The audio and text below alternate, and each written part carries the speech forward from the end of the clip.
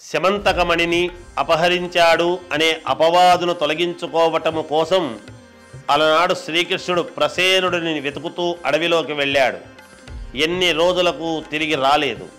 ఏమైపోయాడో తెలియక అలమటించినటువంటి వసుదేవుడు దేవీ భాగవతాన్ని నవాహ దీక్షగా ఆలకించాడు. అది ముగిసేసరికి శ్రీకృష్ణుడు విజయలక్ష్మి సనాథుడై తిరిగి వచ్చాడు. అంతటి మహిమాన్వితం ఈ పురాణ శ్రవణం. అపుత్రులకు పుత్రులు కలుగుతారు, నిర్ధనులకు సంపదలు లభిస్తాయి, రోగిష్ఠులకు ఆరోగ్యము చేకూరుతుంది. ఇది భాగవతామృతం. గొడ్రాళ్ళు సంతానవతులవుతారు, దీర్ఘాయుష్మంతులను పొందుతారు. ఈ పుస్తకము ఏ ఇంటిలో ఉంటే ఆ ఇల్లే ఒక తీర్థం.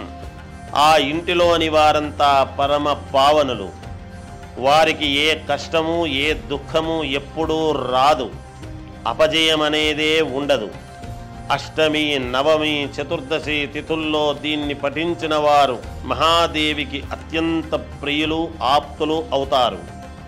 ఇలా పఠించిన బ్రాహ్మణుడు వేదవేత్తలతో అగ్రగణ్యుడవుతాడు. క్షత్రియుడు ధరణీపతి అవుతాడు.